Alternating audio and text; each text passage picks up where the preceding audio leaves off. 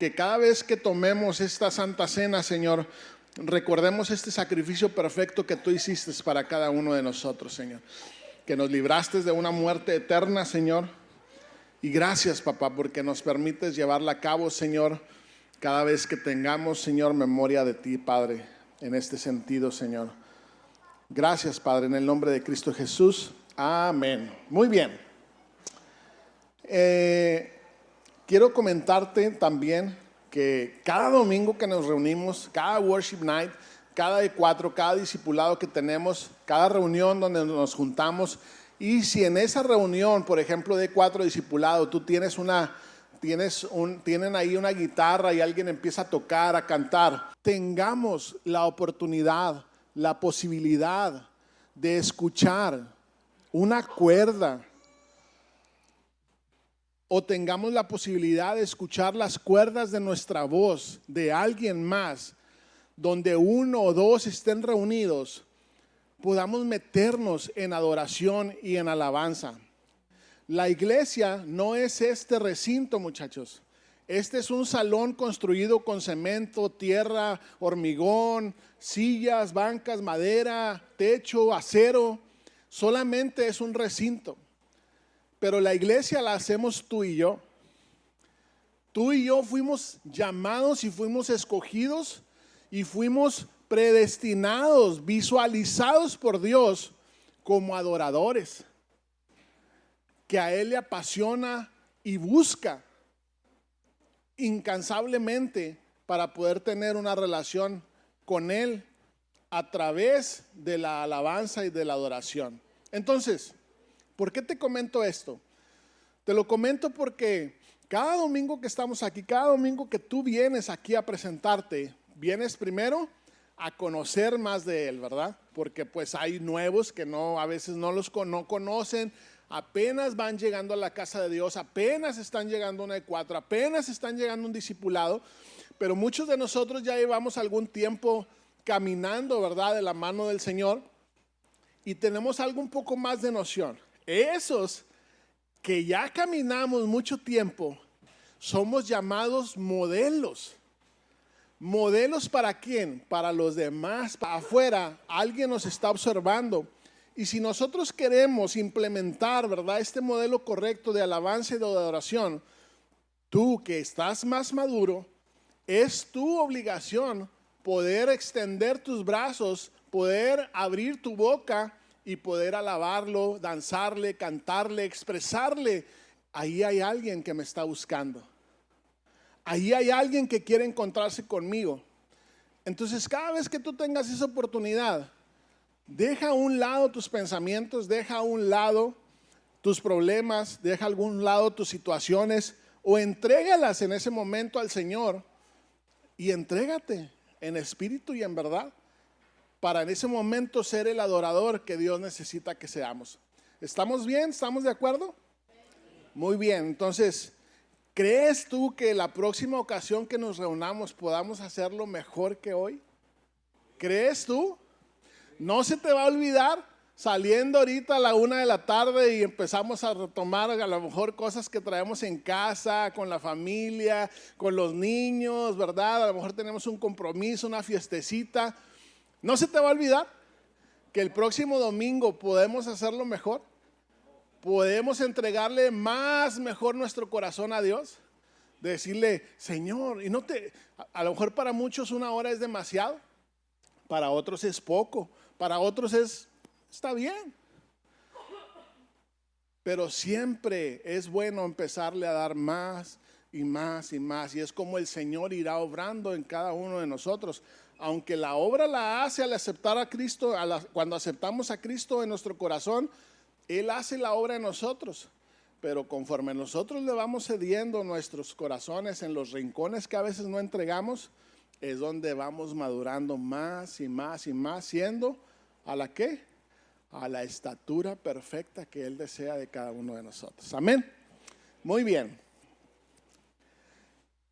¿Qué significa la Santa Cena del Señor? Bueno, pues Jesús la instituyó en la noche de la cena de la Pascua. La Pascua celebraba la liberación de los israelitas en la esclavitud de Egipto. Acordémonos que los israelitas estuvieron esclavizados por ¿cuántos años? Por más de 400 años fueron esclavos de Egipto. ¿Se acuerdan la historia de José, de sus dos hermanos que llegaron a Egipto por alimento y ahí estaba José esperándolos ya? ¿Se acuerdan esa historia? Bueno, ahí fue el inicio de donde llegaron a Egipto. Ellos no eran esclavos. Ellos no eran esclavos. Inclusive el faraón los trató como si fueran originarios de ahí de Egipto. Les dio tierras, les dio todo en abundancia y los trató como a sus iguales. Pero dice la palabra de Dios que cuando Faraón murió, cuando José murió, llegó un faraón que no conocía a José ni a sus hermanos. Entonces vio que iban creciendo y que iban creciendo y que iban creciendo y dijeron, este ya es un pueblo grande. Dice, si no lo esclavizamos, si no ponemos el pie en el cuello, dijo, un día podría levantarse y volverse en nuestra contra. De ahí empezó la esclavitud del pueblo de Israel hasta los 400 y pico de años, cuando Dios los libertó a través de la vida de ¿quién? De Moisés. Eso sí saben. Muy bien. Entonces es por eso que el pueblo de Israel fue esclavizado por Faraón o el pueblo egipcio, ¿verdad? Entonces hasta ahí estamos bien. Entonces cuando Dios empezó a hablar al faraón a través de la vida de Moisés, de decirle, hey, libera a mi pueblo, libera a mi pueblo, libera a mi pueblo, ahí fue donde se hizo la primera Pascua, ¿verdad? Entonces nos vamos a Éxodo 12 del 1 al 14 y ahí vamos a escuchar cómo Dios da las instrucciones para la Pascua. Y quiero explicar un poquito más esto de la Santa Cena porque tenemos mucha gente que está llegando nueva. Entonces los que ya conocen esto, pues un poco de paciencia, repaso, ¿verdad? Y volvemos a apuntar. ¿Estamos listos? ¿Ya la tienen ahí la cita? Y dice así, vamos a leer despacio, al cabo tiempo tenemos. Mientras los israelitas todavía estaban en la tierra de Egipto, el Señor dio las siguientes instrucciones a Moisés y a Aarón. A partir de ahora, este mes será el primer mes del año para ustedes. Anuncien a toda la comunidad de Israel que el 10º día de este mes, cada familia deberá seleccionar un cordero o un cabrito para hacer un sacrificio, un animal por cada casa. Si una familia es demasiado pequeña para comer el animal entero, lo compartirá con una familia vecina. Dividan el animal según el tamaño de cada familia y la cantidad que cada uno pueda comer. El animal seleccionado deberá ser un macho de oveja o de cabra de 1 año y que no tenga ningún defecto, ¿verdad? Número 6. Cuiden bien el animal seleccionado hasta la tarde del día 14 de este primer mes. Entonces toda la asamblea de la comunidad de Israel matará su cordero o cabrito al anochecer. Después tomarán parte de la sangre y la untarán en ambos lados y en la parte superior del marco de la puerta de la casa donde comen el animal. Muy bien, volvemos a leer el número 7, vamos a leerlo todos.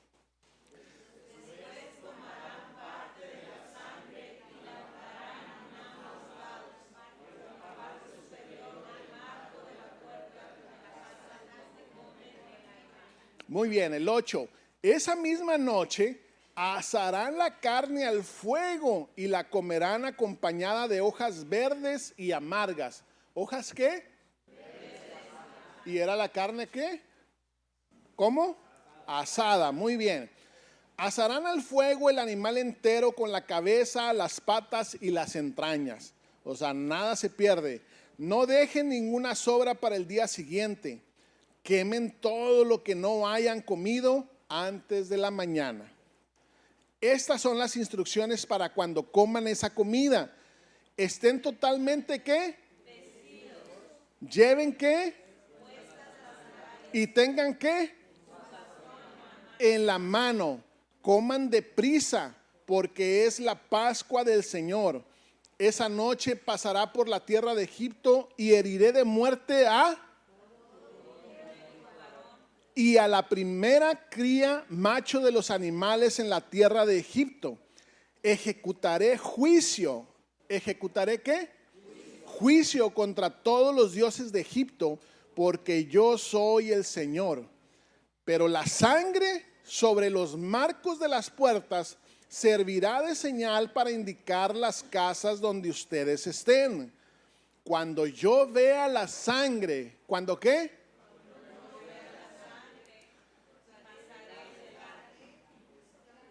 Ajá.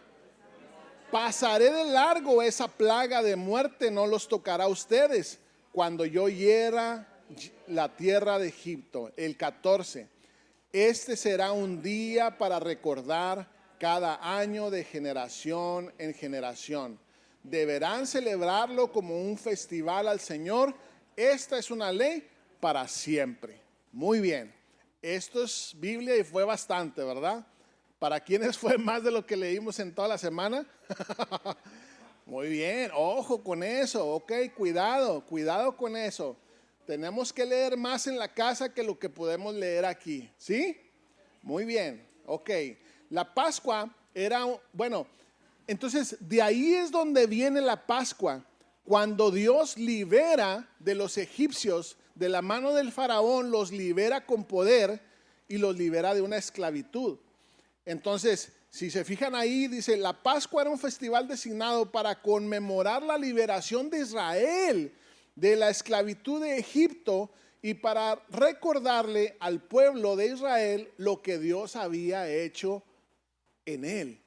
O sea, a través de la Pascua, y dice, celébrala cada año tras año, dice, y es como le vas a recordar al pueblo lo que yo hice una vez con ellos. Y el versículo 3 dice, para que los israelitas se salvaran de la plaga de la muerte, tenían que matar a un cordero sin defecto y untar la sangre en los marcos. Imagínate que esa puerta es la entrada de la casa. Entonces la sangre tenías que untarla verticalmente a una orilla y a otra, y luego por la parte de arriba la tenías que marcar. Como quien dice, cerrabas, ¿verdad? Con la sangre de ese cordero matado. Nosotros en el rancho, y aquí está el señor Amezcua, cuando matábamos en el rancho un animal, nomás le amarramos la pata, lo colgábamos de un mezquite, le dábamos para arriba, amarrábamos y le dábamos y desángralo, déjalo sangrar todo. Se desangraba, ¿verdad? Cortábamos el cuello, la vena, se desangraba el animal y dice, guarda esa sangre, dice. Y con esa sangre, dice, y un isótopo, dijo, vas a mojarlo, me imagino que ha de haber sido de lana de oveja o algo, con una rama, y píntale ahí alrededor, dice. Esa va a ser la sangre, dice, que vas a cubrir, dice, para que no entre el juicio a tu casa. Entonces, ¿por qué sacrificaban un cordero los hebreos? Entonces, al matar a un cordero, los israelitas estaban derramando la sangre inocente, y el cordero era un sacrificio, algo que sustituía la muerte que debería de tener el primogénito del pueblo de Egipto, pero para proteger al pueblo de Israel tenían que matar a ese cordero inocente, y era el intercambio. ¿Se acuerdan? Algunos de ustedes han escuchado del intercambio. Entonces había que matar a un cordero inocente, y con ese cordero tomaba el lugar de la muerte del primogénito que iba a suceder en esa noche. Cuando el ángel de Jehová de la muerte pasara, es el que iba a cubrir.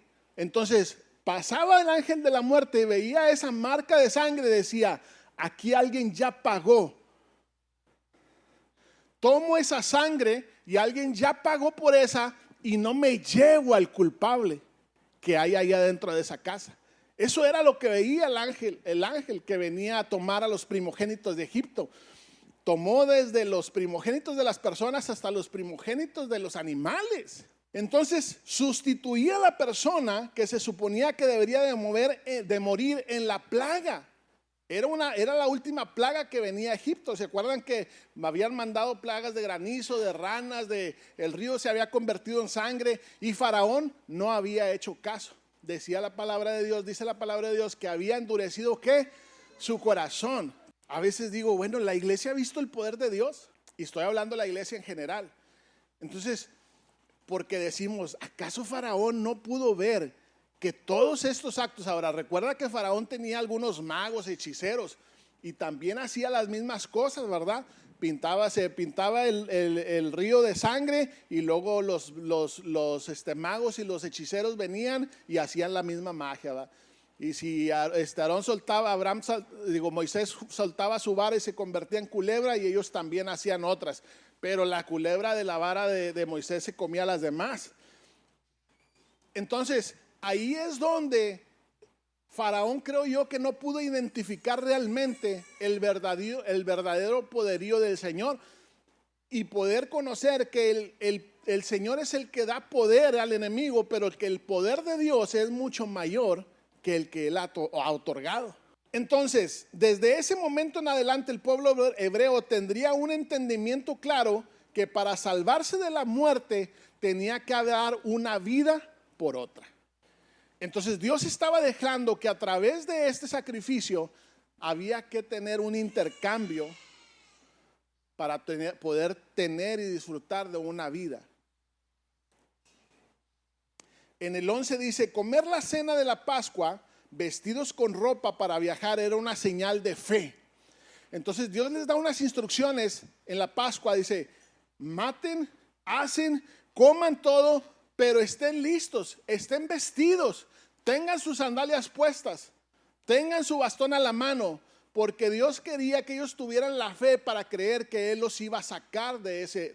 Eran 400. ¿Cuántas generaciones pudieron haber pasado en esos 400 años? Si yo como padre, Chuy Ramírez, hubiera llegado en el año primero ahí, ¿verdad? Y veo a mi hijo que sigue de esclavo, y veo a mi nieto que sigue de esclavo, y luego veo a mi bisnieto, si es que pudiera llegar a tener la vida, yo digo, padre, eso es una desesperación tremenda. Tenemos una libertad hoy que podemos tener la opción de ir a trabajar si queremos o no queremos, aunque no lo veo muy opcional, ¿verdad? Entonces, pero muchos de los muchachos tienen la opción de ir a la escuela o ir a trabajar. Hay unos que no, ¿verdad? Que dicen, no voy a trabajar, se me va a estudiar y acabe la carrera y después hace lo que usted quiere. Decía mi papá, mi hijo, o cabrestea o se ahorca. Yo no recuerdo que mi papá más que una vez se haya sacado el cinto, y jamás quise que se lo volviera a sacar. Jamás de los jamases. Y a mi mamá le corría. A ver, déjame paréntesis. ¿Quiénes de aquí han probado el cinturión? El cinto, así en la nalga pelona. Sí, ¿quiénes? A ver, bueno, puro adulto. Tú también ya te dieron. Ay, Jesús. Eso, una vez. A ver, mira ya cómo está lleno de manitas arriba. Eso, muy bien, hay que obedecer. Porque muchas veces nuestra juventud, nuestra adolescencia, nuestra preadolescencia no nos alcanza para comprender lo que es correcto para mi vida. Pero mi padre, que es un adulto, entiende y puede ver lo mejor que es para mi vida. Y aunque no me guste, sí, padre, sí, madre, claro que sí, sí, papá, claro que sí, pero es que yo quiero, pero yo no, mijo, porque yo veo otras cosas que tú no ves. Y así debe de ser. Cerramos paréntesis. ¿Le seguimos? Ahorita habrá otra oportunidad. Sí, porque el chamuco anda buscando a quién devorar. Y se come a los más tiernitos primero. Entonces dijimos que Dios les dijo, esténse preparados, vestidos. Y era un acto de fe que ellos tenían que tener para poder que Dios los sacara de esa esclavitud. Imagínate diciéndoles Dios, haz esto, esto y esto, y ellos, pues sí, traigo hambre, voy a comer, voy a hacer todo esto que me conviene, o lo voy a asar bien rico y las grosuras y todo, pero no me voy a poner los calzados, no, ¿para qué? Llevamos 400 años de esclavos, ¿para qué me los pongo? Mejor como esta carnita porque llevamos comiendo cebolla mucho tiempo. Quédate vestido. En la antigüedad se quedaban ensillados, ¿verdad? Así les decían. Les decían, cuando te quedabas dormido listo, ¿verdad? O te quedabas ya preparado para levantarte en la mañana, es o sea, me quedo vestido ya estoy ensillado.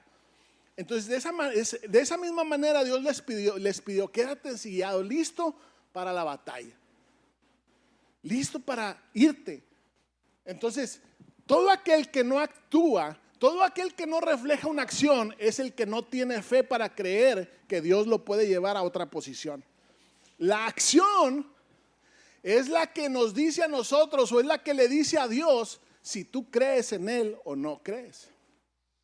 Entonces hay muchas cosas que podemos hacer que Dios nos pide, pero solamente las que nos convienen más hacemos.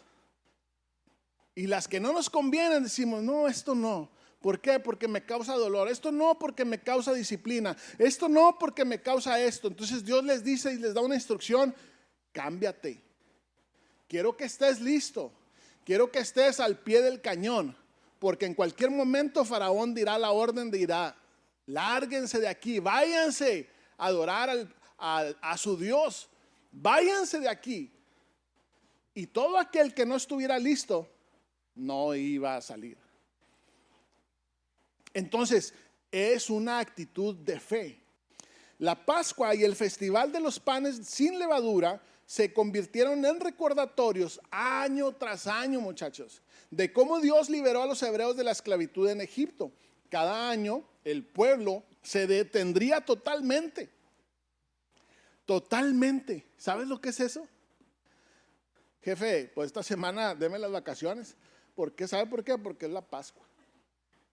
¿Qué huele? No, señor, tengo que trabajar. Me corren, si dejo de ir me corren. No, señor, no puedo ir a no puedo hacer la Pascua porque tengo que ir a trabajar. Aguas. Entonces, el pueblo de Israel se detenía todos los días, cada año que tenían que hacer la Pascua. No hacían absolutamente nada. Se paraba la nación porque todos iban a celebrar la Pascua. Recordando que el Señor los había sacado con mano fuerte de la esclavitud. Recordando que Abraham, ¿qué pasó, Abraham? Recordando que los había sacado con mano fuerte. Te pregunto a ti porque estás aquí en mero enfrente. Porque el Señor los había sacado con mano fuerte. Ahora, yo digo, pues, ¿para qué tanto show? Recordar que Dios me salvó. ¿Para qué hacerlo año tras año si ya quedó en el pasado? Porque era un testimonio del poder de Dios y de su grandeza y del Dios del pueblo de Israel. Y Él quería que todas las generaciones se dieran cuenta que en aquellos tiempos la habían visto difíciles. Y Él fue el único que pudo sacarlos de ahí. Si no, allá estuvieran todavía. Entonces eso me dice a mí que es testimonio. Por eso es que nosotros testificamos la grandeza del Señor en nuestras vidas cuando Él obra en cada uno de nosotros. Es que yo no podía y pude. ¿Por qué? ¿Porque tengo mucha sabiduría? No, porque el Señor que tiene poder, que es la fuente inagotable de sabiduría, me la proveyó a mí y glorificamos el nombre del Señor. Oye, es que me libró de varios accidentes. Ay, es que eres muy bueno, eres de piel dura, eres de cabeza dura y aguantas los trancazos. No, es que el ángel del Señor te libró, ¿verdad? Por eso testificamos y glorificamos al Señor. Oye, yo de chiquillo, ¿cómo batallé para comprarme un carro y juntaba dinero y ahorraba y ahorraba y ahorraba y venía una necesidad en mi casa y decía, jefita, aquí está lo que he juntado. Y no se podía y no se podía y no se podía. Y llegó un día, ¿a quién le levanté ahí una? Y luego, un día el Señor proveyó para comprarme mi primer carrito. Pero no lo hice porque yo fuera muy bueno trabajando, no. Por eso testificamos que el Señor es bueno con nosotros y nos ha bendecido. Ese testimonio es real, el del carrito, de verdad. Y así pudiera contarte toda la semana testimonios de mi vida. Yo creo que algunos de ustedes o la mayoría de ustedes, si se pusieran a pensar, dices tu nombre, el Señor ha sido bien bueno conmigo. Pero nos pide obediencia, que estemos con los pies, los calzados del pie bien puestos siempre los pantalones y nuestra espada en la mano, nuestro bastón. ¿Por qué? Porque Él nos quiere que cuando nos digamos, hey, órale, levántate, aquí estoy, Señor, vámonos. No, Señor, ahorita estoy dormido, mira, no tengo ni la ropa puesta. Ponte a orar por algo, por alguien. No, Señor, ahorita tengo mucho sueño. Aguas, aguas. Entonces, es para recordar lo que Dios ha hecho en cada uno de nosotros. Y recordar esta Pascua de los israelitas, para recordar que el día en que la muerte pasó de largo de sus casas, darían gracias a Dios por salvarlos de la muerte y por sacarlos de una tierra de esclavitud, donde sufrían poquito, más o menos. No, dicen que cuando nacían los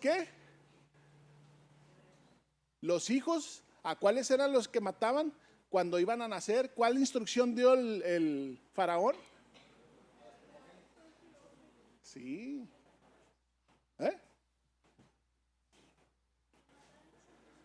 Acuérdense la historia cuando iban las parteras, que a las parteras les dio una instrucción.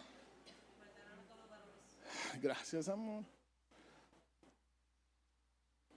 Entonces, ¿eso es un sufrir de no tener para pagar la luz? No, amigo. Iban a matar a tu hijo. Cuando iban a nacer, la partera tenía instrucción de matar a tu hijo. Imagínate que va a salir IMSS y ahí tengan una instrucción del mero capitán de aquí de México. Si va alguien, quiero que le des cuello. De esa magnitud era la esclavitud de ellos. O sea, no eran contados como personas. Y si se quejaban de, me da un sueldito extra, me sube el extra, oiga, estoy trabajando mucho, bueno, pues ahora no le voy a dar la paja, usted va a tener que ir por la paja para ir a hacer el ladrillo. Era más carga, no había voz, no había voto. O sea, era una esclavitud.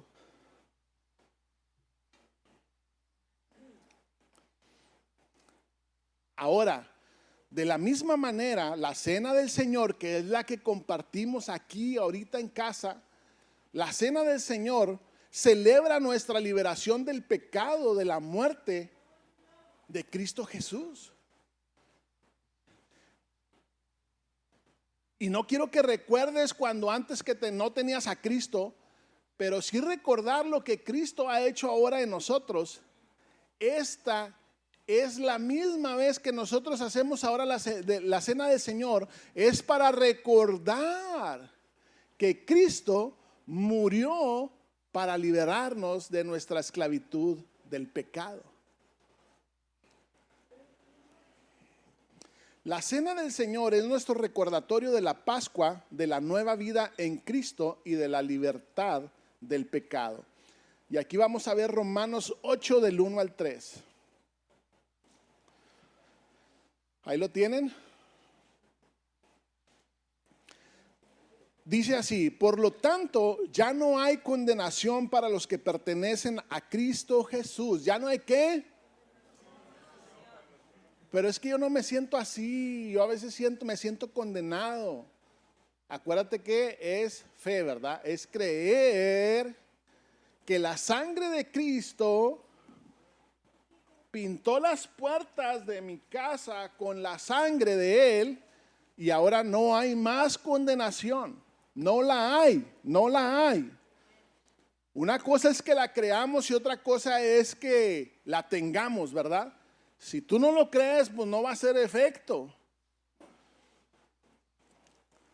Porque ustedes pertenecen a Él, el poder del Espíritu que da vida lo ha libertado del poder del pecado que lleva a la muerte. La ley de Moisés no podía salvarnos porque nuestra naturaleza pecaminosa es débil. Así que Dios hizo lo que la ley no podía hacer. Él envió a su propio Hijo en un cuerpo como el que nosotros los pecadores tenemos, y en ese cuerpo mediante la entrega de su Hijo como sacrificio por nuestros pecados, Dios declaró ¿el qué? ¿El qué? ¿El qué? A ver, ¿declaró el qué?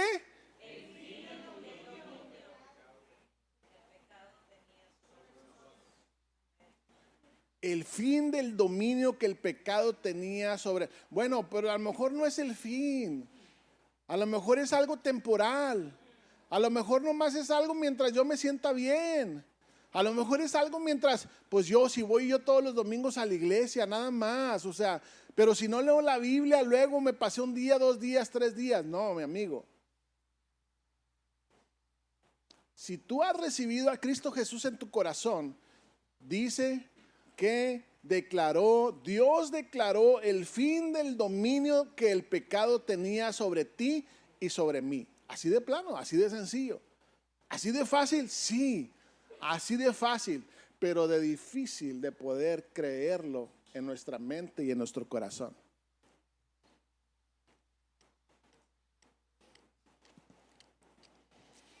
¿Qué es el nuevo pacto? Porque el antiguo pacto se le dice al pacto que es de la Pascua de los israelitas, ¿verdad? Pero el nuevo pacto es en el antiguo pacto la gente solo podía acercarse a Dios solo por medio de sacerdotes y del sistema de sacrificios. Ese es el antiguo pacto, o sea, el intercambio de animalitos, ¿verdad? El sacrificar un cordero para poder ir a perdonar nuestros pecados. Ese es el antiguo pacto. Pero la muerte de Jesús en la cruz y su resurrección marcó el inicio de un nuevo pacto o acuerdo entre Dios y nosotros. ¿Para qué? Para que ahora todas las personas puedan acercarse directamente a Él y podamos tener una relación ¿con quién? Con Dios. Gracias. Ahora, todo el mundo cree y dice que solamente el nuevo pacto es la muerte de Jesús. Pero en realidad el nuevo pacto no existiría si Cristo no hubiera resucitado. La sangre de Cristo no tendría poder si no hubiera resucitado. Si Jesús no hubiera resucitado, tú y yo no tendríamos una garantía de la fe cristiana que vivimos. Así de sencillo. Sí, Cristo murió y murió por ti y por mí. Pero Cristo resucitó y venció a la muerte. El resucitar de la muerte de Cristo significa que Él no tenía pecado, amigos. Si Jesús se hubiera quedado muerto, significaba que Jesús era un pecador, que no había venido a cumplir la ley. Pero el poder de su resurrección estaba en que Él era justo y es perfecto.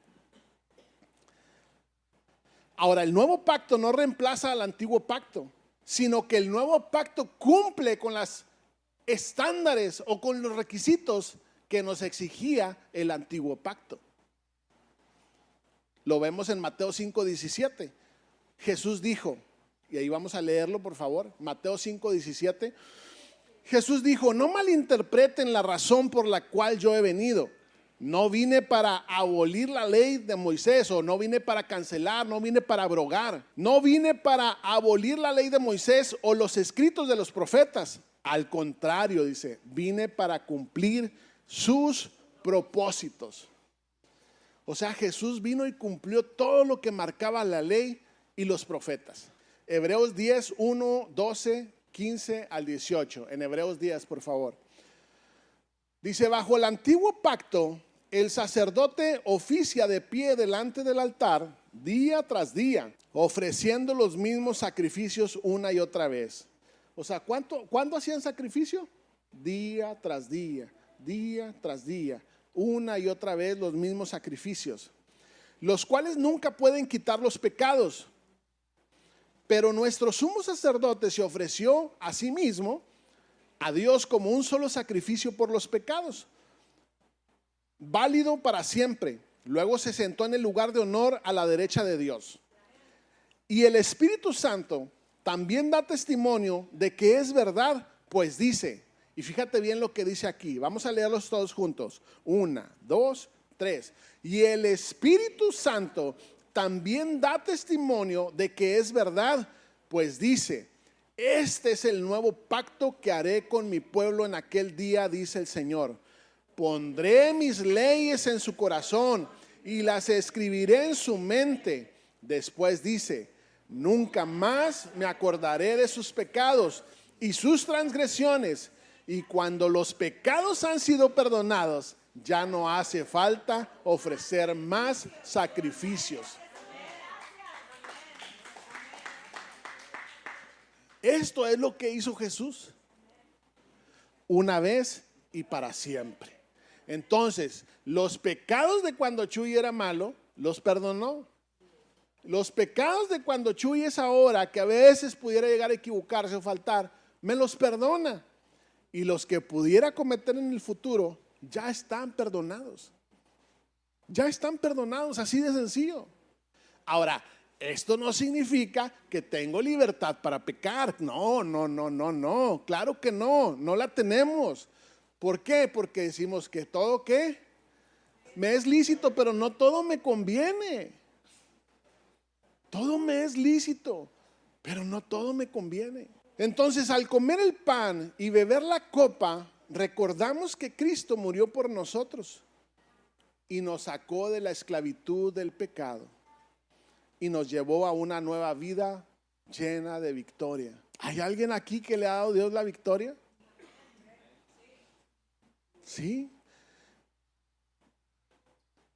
Yo pudiera pasar a todos y cada uno de ustedes a testificar de una victoria que ha hecho Dios en sus vidas, y créeme que no hay nadie que se quedaría ahí sentado de lo que Dios ha obrado en nuestras vidas. Entonces, tenemos que recordar todos los días que Jesús nos libra de la muerte, nos libra de la maldición, nos libra de tantas cosas. Y en Deuteronomio encontramos un estilo de vida de maldición y un estilo de vida de bendición, ¿verdad? Ahí dice, el estilo de vida de maldición no quieres vivirlo. Créeme, no quieres vivirlo, es muy feo. Y no lo voy a leer porque está larguísimo. Pero lo que quiero darte a entender es que ese estilo de vida de maldición es el que experimentaron en el viejo pacto, que no podían cumplir con la ley. Pero ahora Cristo Jesús, que cumplió con la ley al pie de la letra, Jesús viene y nos entrega ese sacrificio perfecto. Y ahora es como tú y yo podemos obtenerlo, y por su gracia, por su obra, Dios nos ve aptos, nos ve cumplidos, nos ve que hemos cumplido con la ley a través de la obra de Cristo Jesús. Y es por eso que el estilo de vida de maldición de Deuteronomio lo podemos disfrutar tú y yo ahora sin hacer nada nosotros. Solamente creer que Él nos ha regalado ese favor y esa gracia. Entonces la pregunta es, ¿cuál estilo de vida crees que es el que tú tienes? ¿Cuál estilo de vida es el que crees que tenemos? ¿Por qué? Porque tenemos un problema y a veces no hallamos la salida. No, debemos de creer que Él nos da la habilidad de salir. Porque tenemos una situación difícil, o porque a veces cruzamos un desierto y no estamos en la mejor comodidad que pudiéramos tener, o en las condiciones emocionales, o en las condiciones económicas, y creemos que tenemos el derecho a sufrir, cuando realmente nos dice Pablo que Él sabe que puede estar en la escasez y en la abundancia y ser la misma persona delante de Dios, ser feliz, disfrutar, estar bien. Y aunque está en la cárcel, Pablo dice, adoro y alabo y estoy emocionado de poder ser un siervo de Jesucristo. Entonces decimos, oye Chuy, pero es que eso no es una vida de bendición. Lo que pasa es que nuestra vida de bendición no está ligada a nuestras a nuestras cosas materiales que tenemos a nuestro lado. Nuestra felicidad o nuestro estilo de vida de bendición no significa que yo voy a tener la mejor casa, el mejor carro, la mejor cuenta bancaria, no sé qué más podamos llevar, sino que esa bendición es la que Dios pudiera meter dentro de nosotros y poder sacarla a nosotros hacia los demás. Vamos a ponernos de pie. Y yo quiero que empieces ahí a ponerte en cuentas con Dios si es que hay algo que impida que tú pudieras recibir ahorita la Santa Cena.